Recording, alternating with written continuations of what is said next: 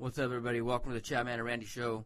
So today I'm in studio for one reason, and that's because if you follow the show, or if you follow, or I hate that word, but if you're friends with me on Facebook and you pay attention, and like I said in the past, if you deal with my posts, then you know that on Monday, one of my childhood friends, one of my best friends of 26 years passed away very suddenly, and hit me kind of hard.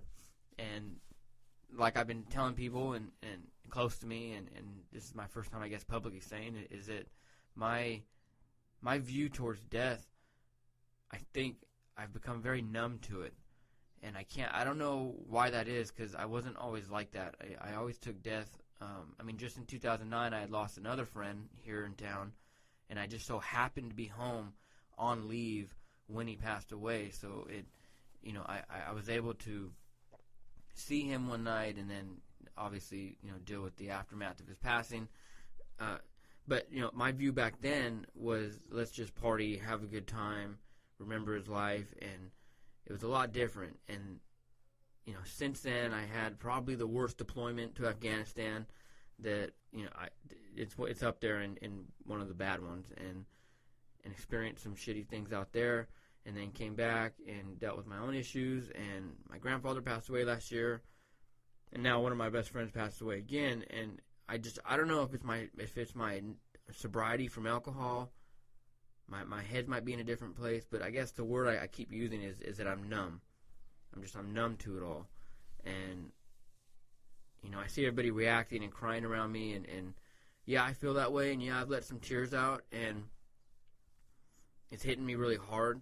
But the whole reason I'm in studio right now, and I hadn't planned on it, because originally my plan was to kind of be a ghost all week and not be involved in the podcast, take a break from it, not talk to anybody regarding the promotion and the planning for the April 2nd Bakersfield Rocks the Fox show. And I think I'd post that in the group message. And I told Randy, I said, I'm just going to be a ghost. And he kind of waited a minute, and then he said, hey, man, you know what, if I have to drag you into the studio, you're going to be there Wednesday, because everyone close to me knows that I don't do this podcast for any kind of gain. I don't do it, I do it because it's therapeutic for me, and everything as far as networking and meeting people and getting close with Randy, and if any financial gain comes out of it, that's all secondary. So thanks, man, for bringing me in here, and I appreciate that. Well, dude, we got to realize that, with anything, to numb to it, man, I'm telling you, 2014, within 5 weeks, we buried two of my wife's uncles and her dad. Yeah, I remember that. It was, shit, you couldn't turn around, and we were telling everybody, all right, we got to stop meeting each other like this. I said, I don't want to see any motherfuckers anymore, because every time I do, one of you's dead, so we're not seeing each other anymore. And, dude, you just got to get back, man. And, the part of this podcast was for me and you, who always wanted to do something to, become better friends, learn more about each other, and to get you, out of Army life as much and bring you back into civilian life. And then this way we could have fun and fuck around. And that, I think, you've said that, and I've been trying that, and that's why, I get a lot of compliments for what the fuck? Someone's trying to call the show right now. Isn't that weird? Yeah. That's weird. We're getting a phone call for the show right now. So, anyways. So whoever you are, we didn't answer. Yeah. We're recording. Sorry, we just blocked you out. I'm not even going to edit that out. I'm going to leave it. But the phone does work. So phone does work. Call the show. Like I said, my profile picture on Facebook, and I'm keeping it like that way until I'm ready, is that, half my face is a close-up I took of me in uniform, with my helmet on, with my ACH on, and the other half is a close-up of me with, as a civilian with glasses on. And I did that for a reason, is because for the longest time, and up until I think today, actually, I'm living two lives. I'm 1 foot still in that Army life, and I'm 1 foot here. And with the passing of my friend, somebody very close to me, I've known for 26 years, I realized that I've missed out on a lot, dude. I'm sitting here with all my best friends I grew up with. We were 8 years old when we met, 10 years old when we met, and here we are 33, 34, and they're going over stories, and we're sitting there, and we're laughing about all these childhood stories we had, but then these stories come up that I wasn't a part of, that I was gone for. and I laugh, and I've heard about them, and when they were happening, I'd hear about them. I realized something. I realized that I was gone, and I posted last night, and I got a lot of good reactions from you guys, and you guys who commented on it. You know who you are, and thanks. I deleted it because somebody had said something in regards to what I had said is that I felt like I'd missed so much, man. I felt me being gone for over a decade. I missed out on everything, not just friends, but family. There were things that I was gone from, and weddings, baptisms, but the good thing though about that is dude, is you did miss some of the Mickey Mouse bullshit though. So then when it came back, you were there for good times and all that stuff. Miss some of the day-to-day shit. Yeah, and it was just these small little memories and laughs and people that came and went in my friends' lives, and just funny stories that I just got to sit there and be like, well, and that's a long time. You look at a friendship between a group of boys who grew into men for 26 years, and then for 10, 12 of those years, I'm gone. That's almost half. I'm angered at myself because I look back and it's like, what did I get out of it? I got a lot of good out of being gone. I learned a lot about myself, and there are some things that changed in me from joining the military. I forged a lot of bonds, but the bad is being noticed right now, and that just sucks. I think my friend passing away, what it's done for me is it's helped me realize that I remember where I came from. I think for the past 2 days, I'm remembering my roots, being back in the old neighborhood, meeting with his parents, seeing my old house I grew up in, going in the old neighborhood, and all these memories coming back. I begin to realize my roots and where I come from, and I have forgotten that. I have completely forgotten who I am and where I came from. If I could hug my friend right now and tell him thank you, not for dying, but for this is I think his last gift that he gave me, is that his passing has finally done what I think everyone's been trying to do, and that is to pull me away from that military Chad and that Army way of thinking, and be like, dude, that's a part of you, but this is who you really are, and this is who you really come from. So that's why I'm sitting right here, and this is my therapy. In regards to this episode, I thought it would be great to talk about addiction, and Randy's on board with it. Dick and fart jokes, next one. Yeah. No, my friend did not pass away as a direct result of addiction. However, addiction played a huge part in his life, and that's as far as I'll go with that. And I'm not going to – it's not my place to go publicly on a podcast and get into the specifics of his life. I would never do that. But I do want to talk about addiction because especially here in Bakersfield, where, was it 2013, 2014, we were voted the drunkest city in America with the lowest education as far as high school graduation and quality of education. That's something that I think when I saw it, everybody on Facebook was posting about it, and it was a joke, and everyone was laughing about it. But, I mean, that's something fucking serious, dude. I mean, there's a serious aspect to that.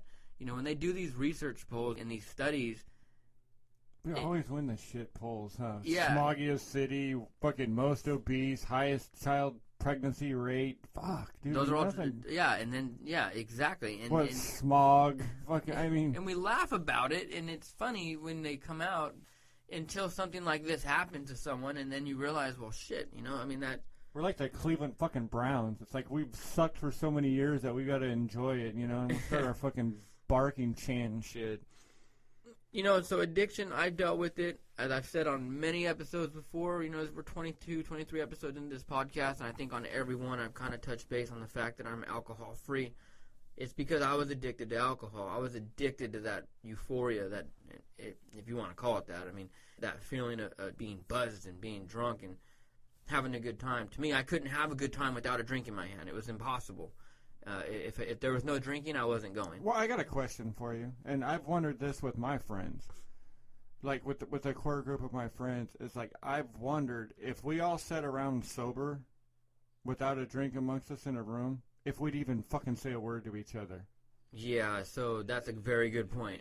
Because it's always the social lubricant, and then here comes the stories and everything else. But I've always kind of, because I'm serious with most of my friends, anytime, and not saying that we'll totally get shit-faced, but there's a good, 4 to 6, because all of us are high-tolerance drinkers. I mean, when we're going for it. We're going hard. Yeah, I know. And, But I mean, I don't.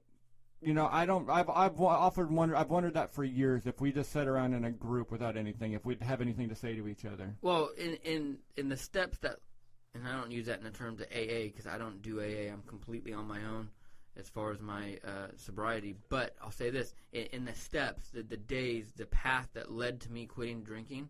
My wife asked me that many, many, many times. She goes, "Are these guys even your friends? Are the people you drink with? Are they really your friends? If you weren't drinking, would they still be there for you?" And yeah, I've lost some people since I've quit drinking, obviously, clearly. But the real root friends are still there, especially in the past couple of days. And I know they're going to be listening to this episode. And I told them thank you many times. You know, the alcohol for us, they accept me not drinking, and that to me that's cool. I can't tell you how much that means to me. I think some groups, though, some people, yeah, they wouldn't be able to socialize because they need that. That's what you said. It's a social lubricant. Without it, there's no connection. Yeah, I mean, we used to not. We would, you know, when we were younger, we'd go out and play sports and all this shit together. And afterwards, maybe we'd have beers or whatever. But I'm just wondering, as an adult, because it's become so ingrained into what we do, you know, if it would even happen anymore. Yeah, I mean, because it goes on for so long. And, you know, you've been doing it. You know, we talk. Well, if I go to one of their houses, we stop at Fast Trip and pick up a fucking case of beer on the way over. That's the, you know. It's a routine, exactly. And that's how we were. You know, for us, I don't know about you, but for us, we started, we all grew up together, met when we were 8 and 10 years old. We started drinking less than 4 years later, man. For some of us, 2 years. At 12 years old, it was sneak some beers. Play Hey Mister and. Well, sneaking some beers and, you know, pouring out vodka and tequila into whatever container we can get. And then as all these houses were being built out here in the Southwest, Bakersfield, we would hang out inside of them and drink. Mm-hmm. And then ride our bikes back home. Same shit. I mean, we used to stay the night over at each other's houses or whatever and get, like, those tubes. You know those tubes that, like, had, like, the artwork in it and shit? Like those little pen drawings that you would get the tube. Or like a shipper, like a mail shipper that you put in there. Yeah. We'd wrap those fuckers in tape to make them like more waterproof or in plastic and throw beers in there and throw ice on top of them and throw them underneath your bed. So like when you were playing Nintendo, it would stay up playing Nintendo till 4 or 5 in the morning. And then we figured out that we needed, like, either we had to hop out my bedroom window or out of each other's bedroom window, or you have a fucking piss bucket that you throw out the window because the only problem is with drinking, you know, sneaking beers and late at night is you got to piss like a racehorse. Yeah, and that can raise some eyebrows, too. And that comes back to Vegas with the change cups that we used to collect all the time. Yeah. You could get those big fuckers, and they could hold a decent piss, and you could chuck it out the window. Jeez, that's fucking medieval, man. No, and that's how it started. That's where it all began, is right there. You know, having the sleepovers. Hey, can you spend the night at my house this weekend? Yeah. And it was like, we would all stay at the same house, 6th, 7th, 8th grade, and it picked up during high school. Mm-hmm. You know, when high school came around, it was like you're playing Hey Mister, or somebody had an older brother, or there was always someone who can land some beer. There was always a place deep in Rosedale that sold, or some shitty Ready Go that used to be. It was a Ready Go by Kmart on Wilson. Yeah, yes, and that Ready Go also sold cigarettes. I know exactly where you're talking about. That's crazy. That's nuts that we both went there. There was a liquor store on East 3rd in Bakersfield that used to sell to us, and it's funny because there was just a shooting out front of it like 2 weeks ago. It was on the news, and it was on East 3rd and off of Union. Probably young fuckers out there buying beer and popping off. And you got to imagine, you know, you got a bunch of well-off kids. I mean, none of us were rich by any means. Well-off kids driving their mom and dad's car all the way to the fucking east side to buy a 30 box that we were being overcharged for. I can't remember off the top of my head how much it was, but you know they were overcharging us. And I mean, there we are, just kids filling up our trunks with alcohol and then going out and partying out in fields or built up new construction area. What fields? Progress? Let's see. Progress. Zerker. Pensinger. Yeah, Zerker. There's this place in Rosedale called Dynamite that I didn't go to a whole lot. You know what's funny? All the new houses being built. You know what's funny? Is exactly where my house sits. You used to party. Dude. Yeah. No, exactly. So check this out. In my junior and senior year in high school, we used to party at this place called the Sack. And those of you guys listening that went to Stockdale in those years, you know what I'm talking about. It was called the Sack, and it was this cul-de-sac that was being built, and they were putting new houses up, and it was over off in the new campus park over by Old River and District, or Old River and Campus Park area, Campus Park Drive. And when I graduated high school and started working in the oil fields before I joined the military, I actually bought a house after 9/11 when the interest rates dropped. I bought a house as a first-time buyer with my daughter's mom on that fucking street, dude. It was crazy. Oh, dude, we got chased by the farmer. I'm telling you, right where my house sits, by the farmer who owned the fucking land with a shotgun out there fucking one night drinking and shit, shooting rock salt and shit at us. And here's where the conversation is going to start kind of switching gears, is because, everyone, we do that in high school. And it was fun for a while. It was fun because that's what kids in Bakersfield, in those days, in the late 90s, 2000, that was what kids did, and partying in high school and driving around. I mean, do you remember the big party trains of cars that were going from, over here it was like, you'd go to Edwards, everyone would hang out at Edwards Marketplace and figure out where the fucking party's at. You know where we used to, because you guys are younger, but it was on Ming, that Taco Bell on Ming right there where Copeland's is. Yeah, that was the spot where everybody. The warehouse. Well, you got to remember too, though, what like people like, and we all remember, is we didn't have fucking cell phones. Yeah, no one did. It was no one did. Pagers. You had a beeper at best, beeper, and beepers were relatively like. That was when we were in school. That was still like the realm of the drug dealer. Like my best friend, his dad had congenitive heart failure, and he had a beeper, and like he got threatened to get kicked out because mom had beeper on him because in case his dad started having issues, and he got threatened to get run out of school a few times because only drug dealers have beepers and all. And when I but was if you in high missed school, that phone call, dude, like for one, a lot of people didn't have call waiting either. So if some asshole was on the phone was busy.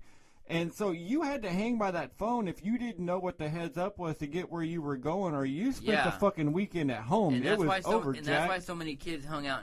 Because, that was crazy that Bakersfield's the only place where kids would hang out in gas station parking lots and shopping centers because the fucking payphones. Isn't that crazy? White Lane and Gosford. Taco Bell, White Lane and Gosford, you couldn't even fucking get into that shit on a Friday night. And that's what it was during the high school years for me, 96 through 2000. For a lot of people listening, probably right in like the early 2000s, is the marketplace, which they shut down. They used to let you cruise through the marketplace. Now, even to this day, on Friday and Saturday nights, they put those cones up. No one can drive through the front of it. You can't do that anymore, and it's because our generation would go there and people would fight and hang out, and it'd be like hundreds and hundreds of people standing there. It was ridiculous.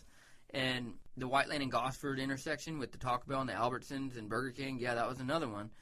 Anyway, so where the conversation switches gears is that, everyone was also smoking weed too. I mean, that was just nothing. It was weed. It was no big deal. But where things started to get kind of, like I said, switching gears is where people started experimenting with cocaine and barbiturates and pills and acid and shrooms. And for most people, it was a social thing. Everyone kind of dabbed in one thing or another once or twice and at a party and had a good time. And college years, people went and did things. And, people leave Bakersfield and go to college, and that happens. And, that's just being young and being a young American, I think, and going and being social. But where it begins to be a problem, especially here in Bakersfield, is some people, they never see it as, hey, that was a fun party. Remember that time I shroomed? Or, hey, remember that time we did a couple of lines of cocaine at that New Year's party? Or remember, damn, dude, I'd take them. They're looking for that rush, that rush that they got the first time. And it's never, like, I chewed tobacco for years, and you would never get, you were always chasing that rush. Or it's like gambling. When you win that one time, you're chasing that one rush, that one high. And it's the law of diminishing returns. It's never going to be... or if you go to a restaurant for the first time and you eat there and you're like, this is fucking great, and you go back and you're going to relive that experience. It's not. And the addiction starts, and stuff like Norcos and, the morphine patches. For a while, Oxycontin was like, fuck, everybody in Bakersfield that I knew socially from like 2000 until I left for the military in 2002, 2003. For those 2 or 3 years, it seemed like everybody at every party, at every bar, every hangout was fucking doing Oxycontin, dude. That's the time when like Ozzy Osbourne's son was addicted to it. It had hit hard in every social circle. Well, a lot of that, isn't that when they started putting up those big old pillars in front of drugstores and shit because people were doing smash and grabs. Like how Walgreens and shit has those big old pillars for people driving right in the front doors and shit. And dude, you're talking about like smash and grabs for like alcohol? Yeah, man. But they were doing that for pills. They were hitting the pharmacies. Yeah, and it got bad, and some people never really outgrew it. You know, you get to that point in life where you become 20, 21, okay, you're out there socializing, and then 22 hits you, and, you know, for the most part, people start winding down a little bit, still drinking at each other's houses and hanging out on the weekends, but for the most part, people want to buy things. They want to have, maybe some people want to have families, maybe some people don't, but they want to have a cool car, a cool truck.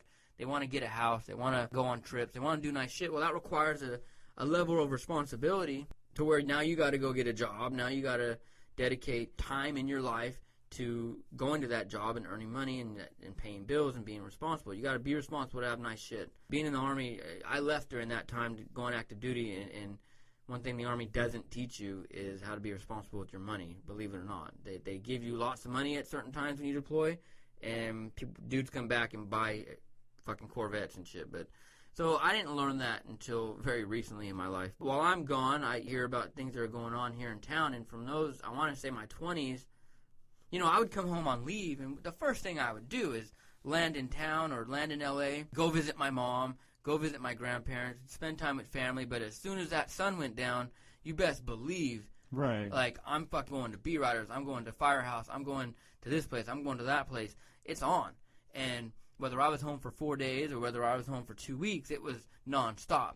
It was fun for both of us because she'd go with her friends, I'd go with mine, and then we'd all link up, and it was fun. But what I started noticing is that I had certain friends began to be addicted to substances, and that euphoria, that search for that constant euphoria, that escape. I think it's an escapism from reality. Maybe people have certain things going on in their lives that they just want to ignore and move on from.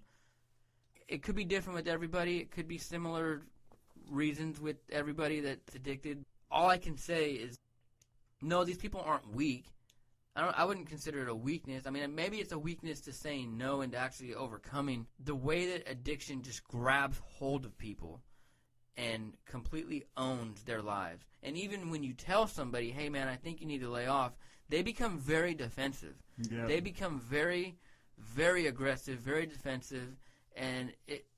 But that's a part of society, though. That's society that it's showing weakness. You know, like they don't want to, you know, face it because it's the way that we look upon it.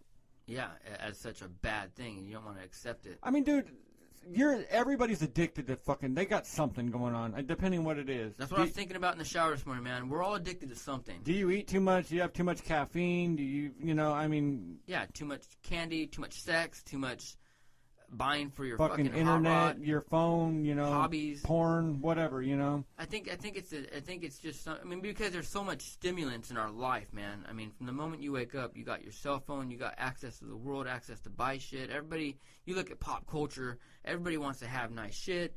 All the chicks want to look like a fucking Kardashian. You know, it's just this constant desire to be something better than what you feel that you are, right? But it's like you're chasing that euphoria, you know? You're chasing that euphoria, and when you bring substances in it, like, you know, painkillers or heroin, those are chemicals, man, that attack your body, and your body wants more. From the very first fucking time you put that shit in you, it wants more. And, you know, what it does to people. And how many of you out there listening right now know somebody right now who is alive and who is addicted to something like painkillers or, you know, that's alcohol, heroin, and you're looking and you're listening to this right now, and you're remembering the first time you saw them, and now you're remembering the last time you saw them and how they've changed because of that substance, because of that addiction. That's a fucking scary thought. In a sense, you're watching them die. Unless they make a drastic change in their life to walk away from it, you're watching them die.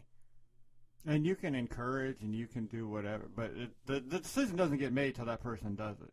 And that's scary, because even if the person comes around and says, you know what, I'm clean, I stopped, I'm doing this, I'm doing that, and even if you see them in public or you see them at a birthday party or you see them at their house and you're like, damn, this is the best I've seen you, man.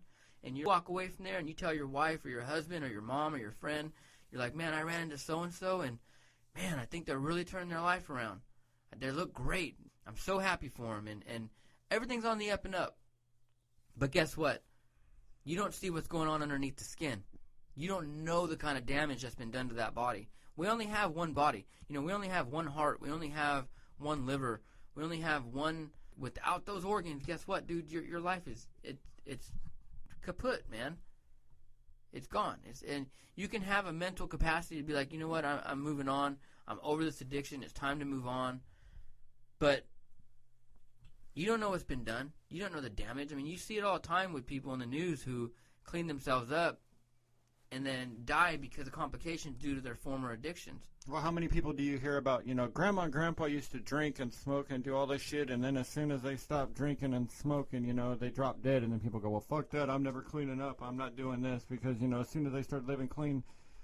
But that's all, I mean, I think your heart, dude, like if you take like an upper, say you get, because I just have this belief that your heart is like an engine. It's only got so many miles in it, because it is an engine. And so if you're speeding up the beats of that, you're getting more beats out of it. And that thing's only going to run so many beats, and that engine's going to quit. And, you know, you speed it up. That's what you're doing, man. And it's so hard for somebody, because when you love somebody, a family member, dude, you know, when you love, could it be a family member, loved one, friend, whatever, and you honestly love them, it could be easy for you to enable them. Because you love them so much, you want to see them happy, you want to give them what they want to make their life for them happier. I could see how enabling somebody can become almost as dangerous as the addiction itself. Because, of course, as a loved one, it's our responsibility to get them out of that. But when you are afraid of losing that person in whatever way, that you're just like, you know what, I'm just going to give him what he wants, give her what she wants. What do you do with kids? What do you do if you know your kid wants apple juice and your kid cries because it wants apple juice, but you go, he's had too much apple juice today and it might hurt us, but you give it that to make it stop crying, right, or something like that. It's the same thing. And it snowballs over. I could see how it could snowball over years, and with a friend even. Enabling because it's easy for you too. You don't have to deal with the crying and all that. You want them to be happy as well as you be happy, and it just kind of. And I think when it comes to people with drug addictions or alcoholism, people don't want to watch their loved ones go through the rehabilitation process. I can tell you that sucks. When I quit drinking, I don't think my wife was prepared for what it was going to do to me. And that first, I think, 60 days, 90 days, that was rough, man. That was rough just because some days were good, other days were horrible. That desire, that need to go out there and have it. You know, I didn't want to leave. I was angry all the time. You don't want to see that person go through it because I think it's just me. People look at that as like they feel like they're hurting them.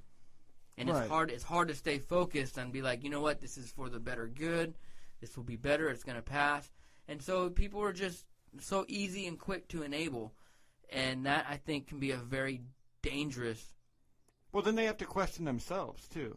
Yeah, exactly. No, you're 100% right on You that. have to question yourself. And then not to mention, like, when you quit, I sat back and said, all right, I had to look at myself and said, I don't feel I'm in the same place. But then I felt guilty, say, for beers that I had given you at my house, you know, and all that shit. And then it's like, okay, well then, now we're building a new relationship here because now, you know, what's this now? And are we going to be able to? Because I have one of my good friends who he got cleaned up, and we spent all kinds of time together.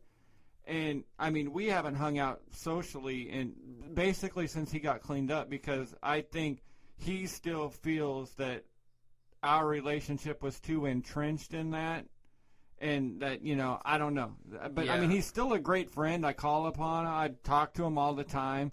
I mean, he said that I helped him through him getting clean and everything like that a lot. Because, I mean, like I did with you, dude, I'll let you know where I'm at. But, like, on Facebook, I'm not – you know where I'm at. If you need me, you can find me. I'm not going to really respond to your posts in public because there's a lot of people who like to make the shit about them. They want to take your guilt – and own your guilt and feel sadder about your situation than you do. Yeah, which is why, dude, honestly, I've had to delete like 3 or 4 posts I've made, and I don't usually do that. Usually I leave them up, and if it pisses somebody off or if the comment sections become a debate between people, I usually leave it up because that's what I'm all about. Podcast and social media go hand in hand. But the reason I've deleted a few comments in the past few days is the people that came out of fucking nowhere and all of a sudden were like, I knew him back in the day, and man, keep me posted. or people who are like messaging me talking Well, about. they just want gossip. They just want to have the news to tell other people. Did you hear so and so died? Did you, And they know who they are, and I hope you're listening right now, and you're like, man, was that me? Because if you're thinking to yourself, was that me? Chances are it was fucking you, and you're commenting on stuff talking about, oh man, he was the greatest guy in high school. Keep me posted. Let me know what's going on. It's like, well, let me ask you something, motherfucker. This whole time that he was going through what he was going through and trying to make himself a better person, where were you? What about keeping me posted then? So don't give me that fucking shit. Goddamn lowlifes, man. They just want to gossip and they want to be able to run into somebody at a bar or at a fucking hair salon or wherever they go and be like, man, did you hear about that? Well, it's the same thing about it. It's the same. So it's the same conversation they can have about. Well, did you hear about what Kim and Kanye did? That's all it is. That's all it is, man. It's gossip. It's filler. It's shit to throw out, but it's a something life. to get them through their day because they're living a boring life and not. They know something that somebody doesn't know, and they got something to say. And that's it. That's upsetting, man. And that had me so mad last night, just going through some of these. And it wasn't just on my stuff, so please don't think that I'm targeting people just on mine. I was going through my friends' posts and looking at some of the comments in their post, because there's about 5 of us that are in this that have lost a friend, and I'm going through theirs, and I'm looking at some of these people, man, and I'm thinking, up until now, I forgot your name, dude. Well, we had a friend who died our sophomore year. He had a car accident and died. And he was not the most well-known guy, but he was a well-liked guy or whatever. But I'll be goddamned if that fucking funeral wasn't packed with people from school, with people just getting out a day of school, Yeah, exactly. It just, and then when the news showed up, and they did an interview with people who barely knew him. And they're online. Saying about how fucking, what a stand-up guy, and this dude wouldn't have spit in their direction twice, if he would have been alive. Or they wouldn't have even looked at him twice if he had been walking around. It's so funny that you're saying that because I'm remembering in high school there was a guy that passed away. There was a dude. He was a dude that died. God, I got mouth. My mouth's dry right now. So, anyways, this guy died in high school. Real foggy night, died in high school, hit a pole, died. And everybody who knew his name went to this funeral. And my girlfriend at the time grew up with them, and so I was like, okay, let's go. And I remember sitting there, and there were people standing outside. There were people standing on the side of the pews at the church at the memorial service. And I'm thinking to myself, dude, I think I might have maybe talked to this guy once or twice, maybe. Just nonchalant, mutual conversation with other people, and I mean, I'm sure the family respects it, but it's just one of those things where it becomes a social experiment. Right. Well, it becomes a social event, dude. I think funeral mongers are creeps, dude. Like whenever there's a funeral that comes up, I mean, unless it's like somebody that like my wife knows. Well, it's like wedding crashers. Right, but I don't. But there's not an invitation, necessarily. But the people that just like kind of want to be there, because there's been funerals, and I've known it, where people have basically decided that it's a way on the cheap to have a high school reunion. I don't know if you've dealt with that, or if this is what 2009, when my other friend died in 2009, he died suddenly as well for somewhat similar reasons, but yeah, it was the same thing. He is so fucked up because he dated a girl for a while, and for like 2.5 years, there was little contact with this chick. And at the viewing, there we are with his family and all his close friends and people who were somewhat close to him. And here comes this bitch. And she's got to be consoled. She walks in and she's fucking hysterical, crying, making a scene. And I'm looking around. We're looking at each other like, this bitch made this guy's life hell, man. You did this to him. You did that to him. And you're going to walk in here in front of his mother? Yeah. Like that? Man, I want to suplex you into fucking hell. It's so funny how people feel like that. And like I said in the beginning, everybody mourns differently. Everybody views death in a different way. I'm completely numb to it. Doesn't mean I don't care, because trust me, I do. It's just when I see somebody like that overreacting and I notice that, dude, like what? It angers me, because that just angers me because I think maybe it's an attention thing. Maybe they want the attention. They want to for whatever reason, make it about them. Well, I think especially since you haven't been drinking, I think you're more like when a funeral happens, like when somebody dies. Me, like when my father-in-law died, I am, don't get me wrong, I am, where you might not be like me, I am awful about, I'm the guy that you want to come to. You know how it'll break up into, there's the real mourning section, and then here's the outliers, like we're the guys on the outside. I'm the guy you want to come find if there's a joke that needs to be thrown out there in the situation. But I am the guy that, okay, like when my father-in-law died. Make light of it. Right, but when my father-in-law died, everybody's broke up or whatever, where you saying about becoming numb. Everybody is in the room crying, but I'm like, okay, there's a body in the middle of the room. We have to do something here. This has to get done. There has to be funeral arrangements made, all this. And and that's how I mourn. And my wife has figured this out about me now, is I'll take care of what I need to take care of in my own time when I do, and it's usually a private moment or whatever. But you're not going to see that in public. Don't think I'm a robot. Don't think I'm a creep. Exactly. Yep. Whatever. But I'm the one that's getting shit done. I'm the one that, and I'm the one that's gonna, like I did with you with this podcast. I'm gonna push you, like with my wife. She had to make a slideshow for her dad's funeral. We had to start getting these arrangements. So I'm the one that's going to push her in that direction, and that's the way I keep myself busy. Yeah, and I appreciate that, man, because when this came, when I found out, I was bowling on Monday with some veterans, and I had my son with me, and it happened so fast that I left the bowling alley. I still have bowling shoes I got to go give back. Like, I didn't even take them off. I just left in such a hurry. And are they still in your truck? Yeah. You're probably growing a new fucking species of fucking fungi out in there. So I still have them. It's funny, but my initial reaction was like I gotta go here. I gotta let this person know, because I was actually one of the first 2 or 3 people to find out, and I had to let other people know who, while I've been gone for the past 2 years, friends who have been with him every day and seen him, not every day, but mostly more than me.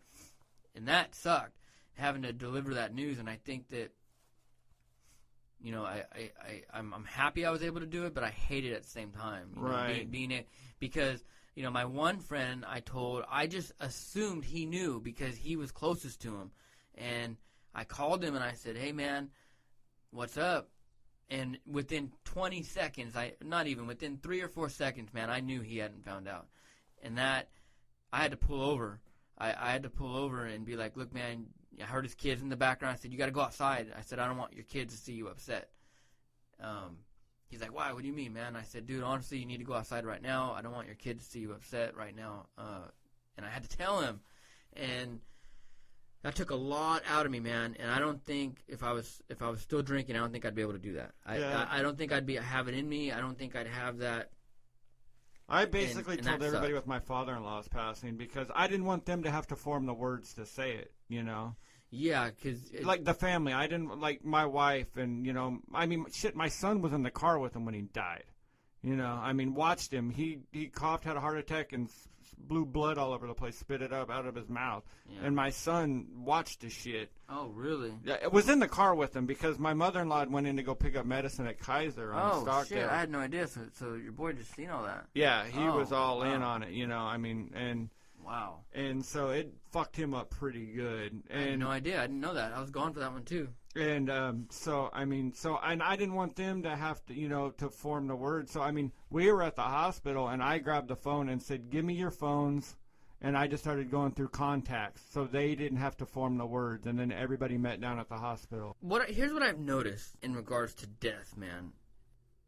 I noticed that on Monday night, we all found out, we hung out, we didn't want to go and bombard his parents, but we just naturally, we flocked to his house.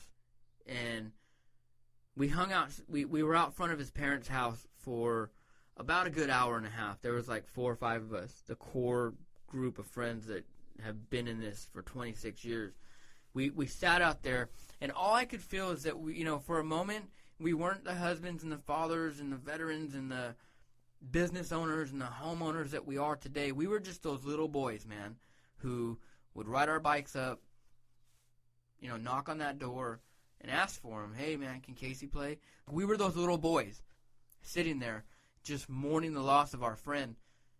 and it hurt so bad. And kind of like the movie Stand By Me or something, where you go back and narrate it, and well, and I'll get into that too, because I got something I got an idea floating around my head. But we were just those little boys, man. I was that kid that would ride my bike 4 streets over and meet up with them, and we would just play in the streets. We were those boys. It was so weird, just because I couldn't help but see that that's who we are. I felt like that kid again.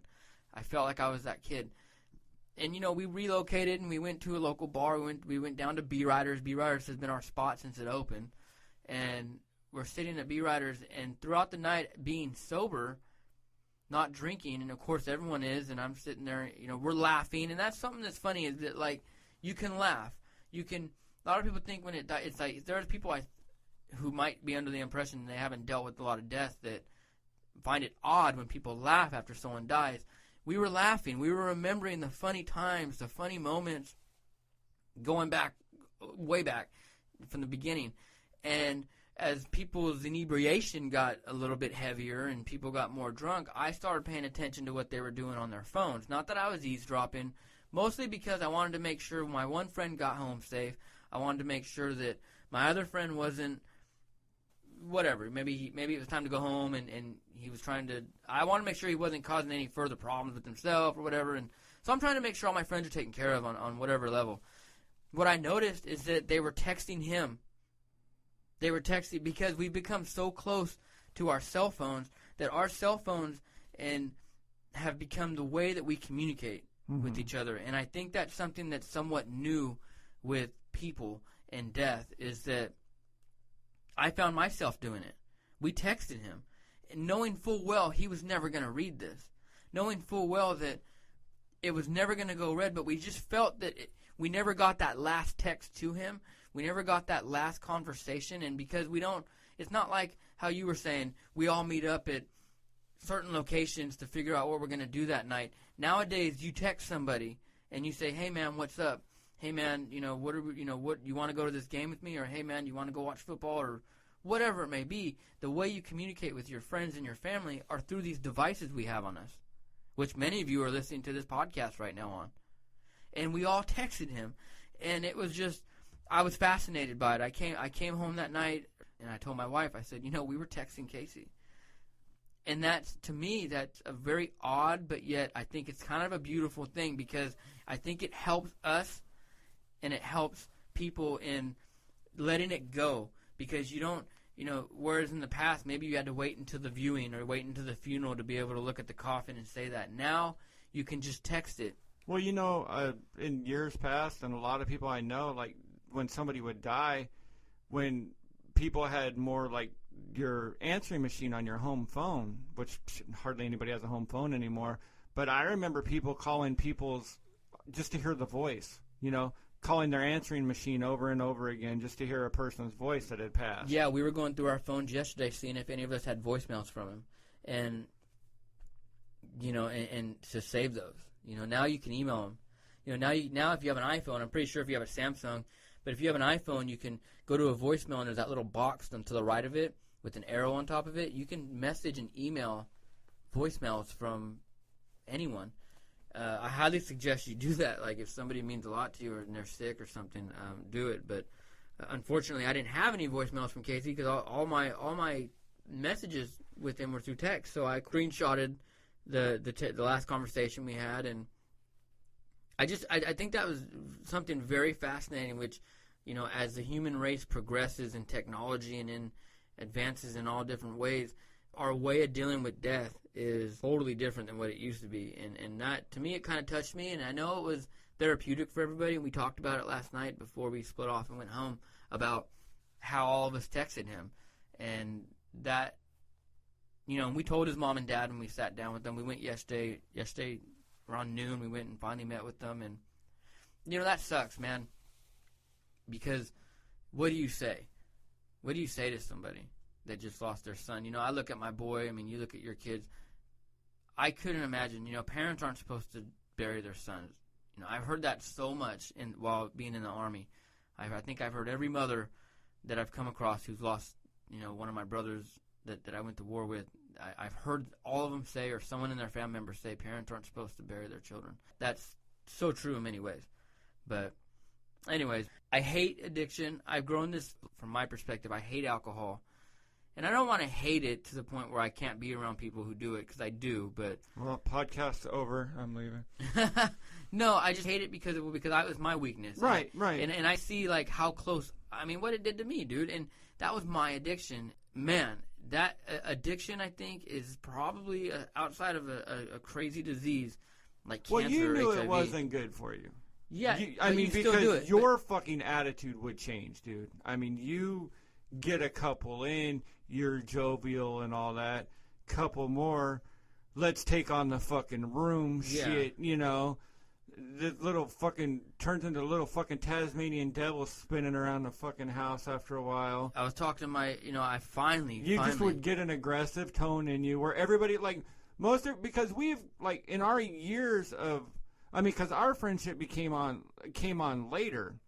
Yeah. But in the years of us, continuing with other friends, continuing to party and stuff, you kind of, you weeded out the shitheads, the ones who couldn't hold their liquor, because as much as we drink, you got to have a good... You got to have a good crowd. You got to have a good sect here, or fucking somebody's going to be going at it every fucking third day. Nobody wants that.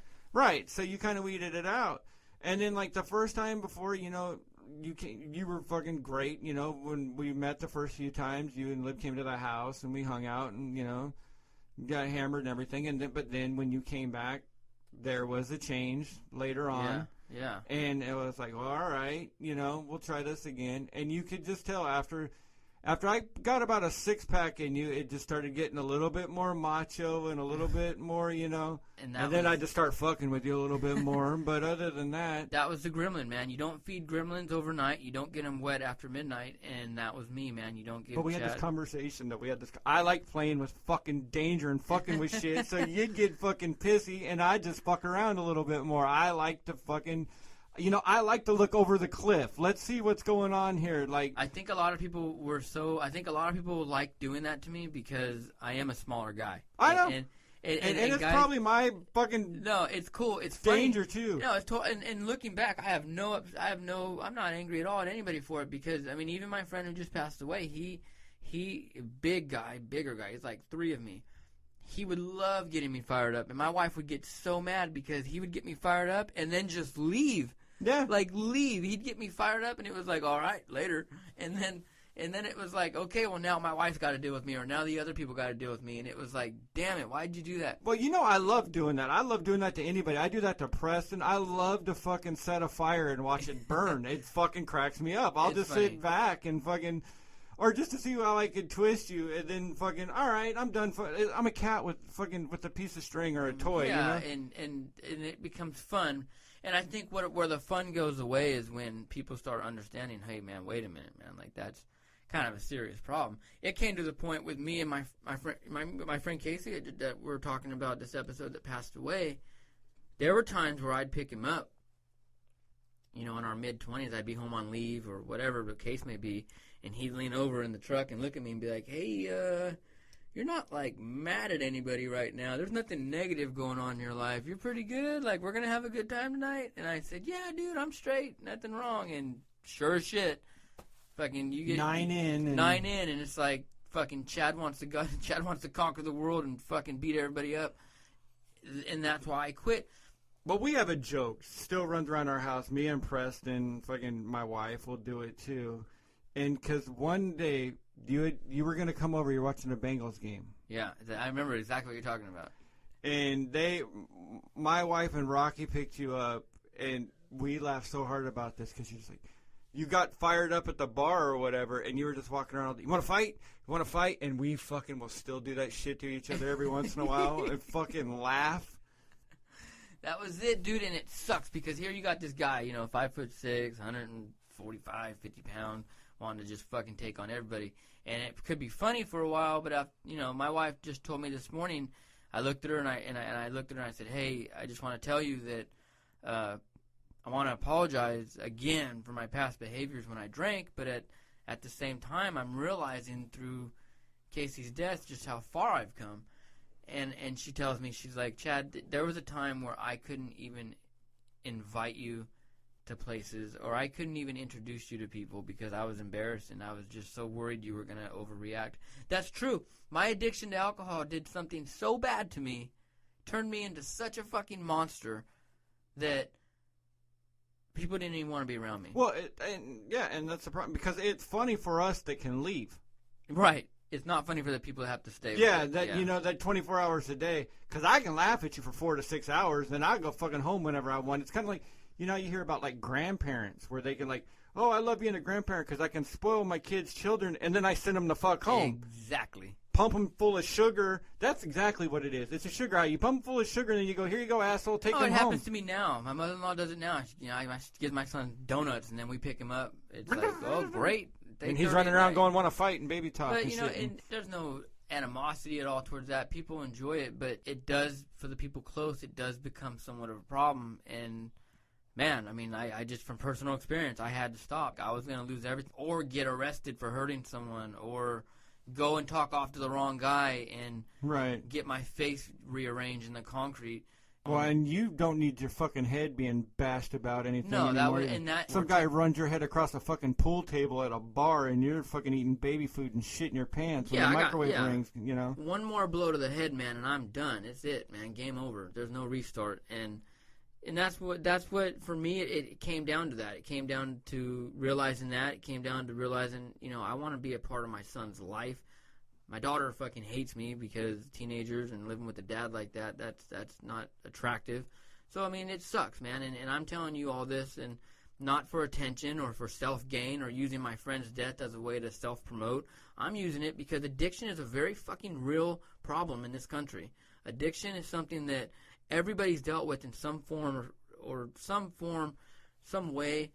We've all dealt with it, and I've overcame it. I'm overcoming it. I'm in the process of overcoming it. It's a daily battle, but seeing what it's done to people close to me and watching the pain that it causes when somebody dies as a result of addiction, or even if that person's life has changed for the past 3 or 4 months and they're on the best they've ever been, you know, you look at the lifestyle that they've lived and you just beg to wonder.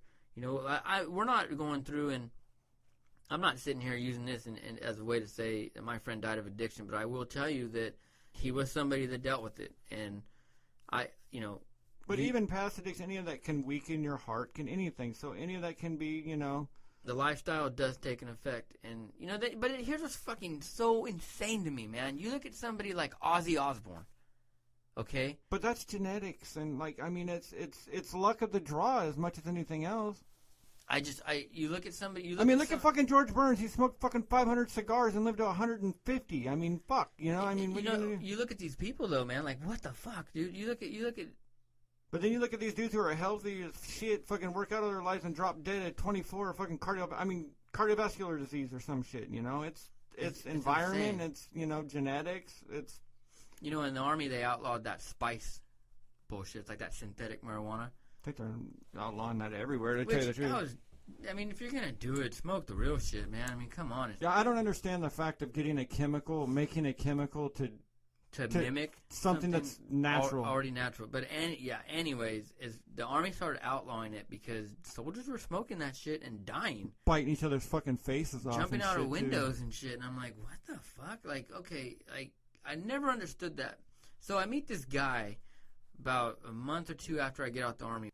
My wife and I are at this party, or I think it actually was a wedding reception. But I met this guy, re-met this guy. I've already known him, but I got in contact with him at that thing, and all he's talking about is how he's smoking spice because he's got a job, and they drug test, so he has to smoke spice. And I'm like, you smoke that on a daily basis? And he's like, well, yeah, mostly.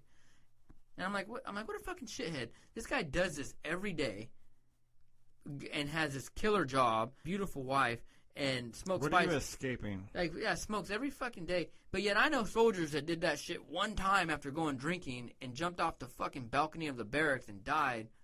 How the fuck? Like, it boggles my mind, man, how one person can just do so much and be perfectly fine, and another person can do something once or twice, get addicted, and die. Well, look at fucking Lynn Bias. I mean, do you remember that story? Are you old enough to No. Lynn Bias. Why is that familiar to me? Lynn Bias was a college basketball player, University of Maryland. Was going to be like, he was going to be like the next Jordan. Okay.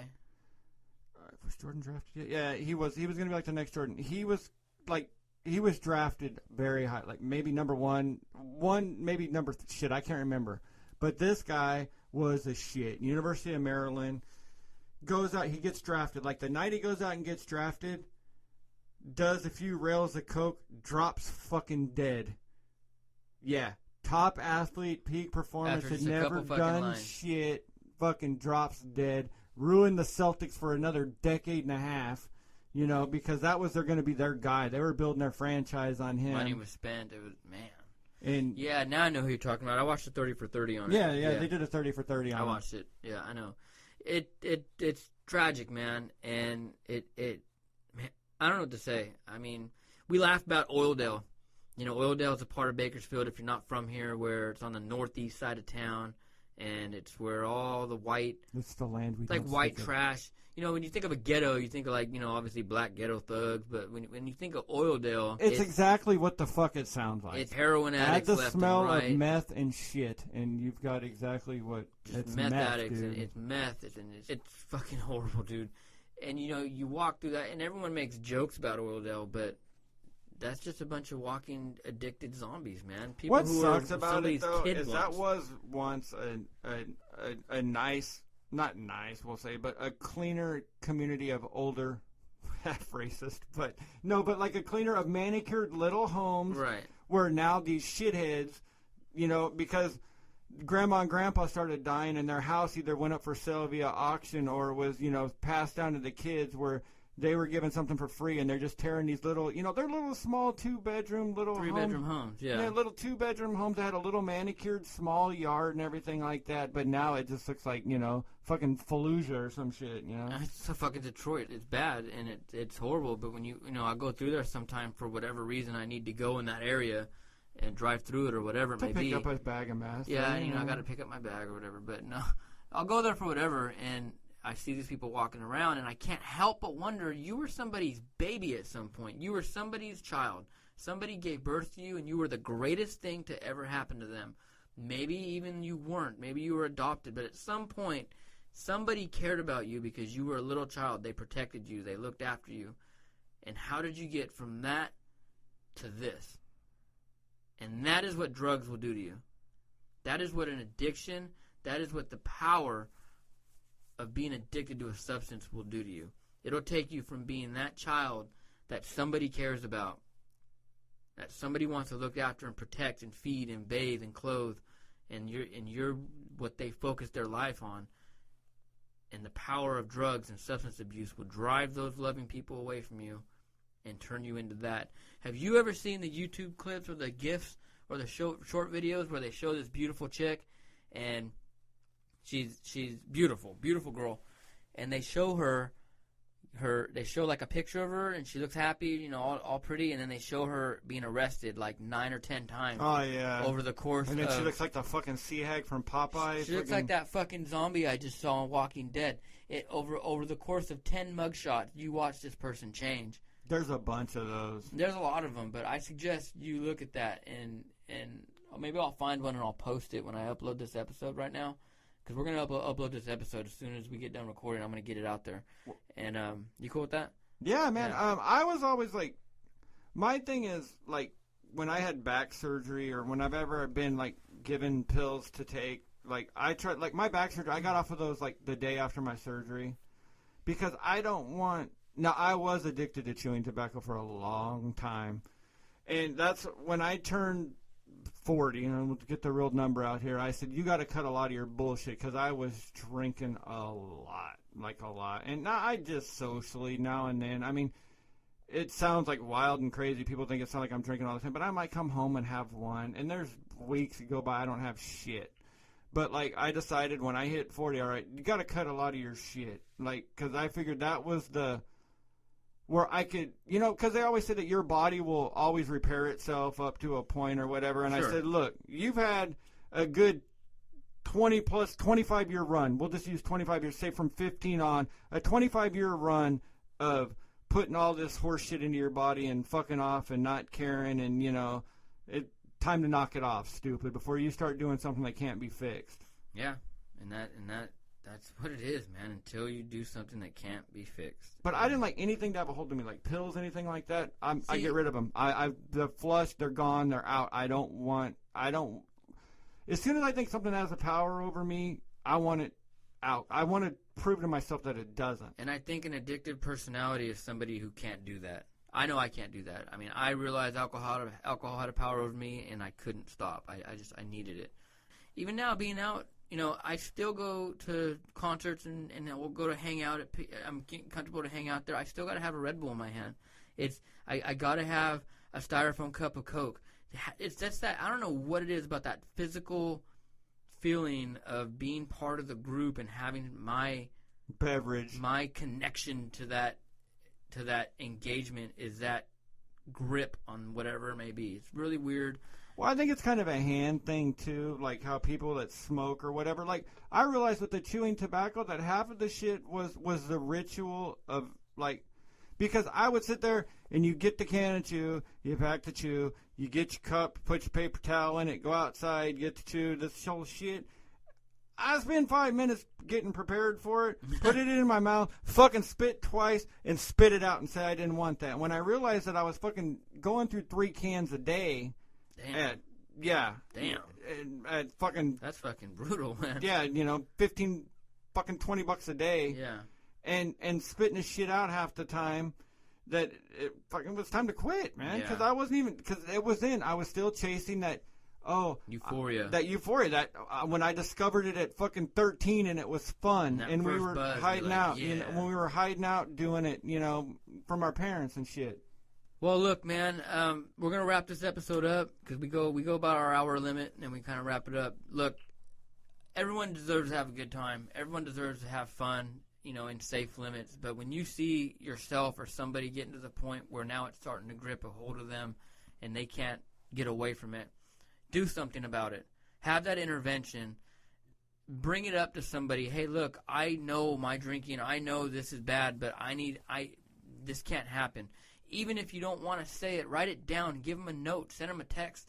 Do something. And if it's you, do that. But if it's somebody you see and you see that they're going through that, I'm telling you, as somebody who has been through losses and been through addiction myself, do something about it. Because you don't want to find yourself living the coulda, shoulda, wouldas. Guilt will fucking destroy every emotional barrier you have, and it's a hard thing to get over. It's a hard thing to get over. So, addiction's serious. It's real. I think we all can deal with it, and we all have some form of addiction, but others have serious forms. And it's something I think as a community and as a loving friend or a loving family member, I think if you say you love somebody and you see them going through it, you need to do something about it, all right? Just check up on each other. You know, we've become to a society where we don't end up telling each other we love each other, we give a shit about each other until it's too late. And then all we do is sob and cry and, oh, I wish I could have done that or whatever. Just check in on somebody every once in a while and keeping it together. I mean, like when you told me about him dying, I think we were in the middle of either show information, but I'm pretty sure it was a dick joke. You know, talking about the freeway joke? Well, that, and there was a dick joke, and then you're like, my friend, you know, died, yeah, and I was like, texting, fuck, you know, I mean, but we're just, you know, we check on each other all the time. Is everything cool? What's up, man? You good? You know, just fucking, all right. And then there's show information, but I mean, just check up on each other. And if you have a friend and you're guys and you don't feel comfortable telling them you love them, you know, that's one thing I even with my Army friends, you know, we got to that point where it says, like, love you, bro. Don't be afraid to tell somebody, because one simple phrase of telling somebody that you love them can literally make the difference between how they feel about themselves. There's nothing wrong with telling somebody you love them. If you can't get yourself to do it, then just find a way to let them know how much you mean to them. Don't go buy them fucking drugs or alcohol if they have a problem. That's not it. You're enabling. But this show I want to dedicate to Casey Ray. It was an honor. I love you, bro. I dedicate this and I dedicate my career in podcasting to his memory, because his death has opened my eyes to a lot of things and helped me step into the next step that I've been waiting for. And death has a weird way of doing that. We learn from it. This episode of addiction and of death and of just kind of valuing life and everything was dedicated to him. If you have someone with that problem, man, do something about it, all right? This is the Chadman and Randy Show. Out.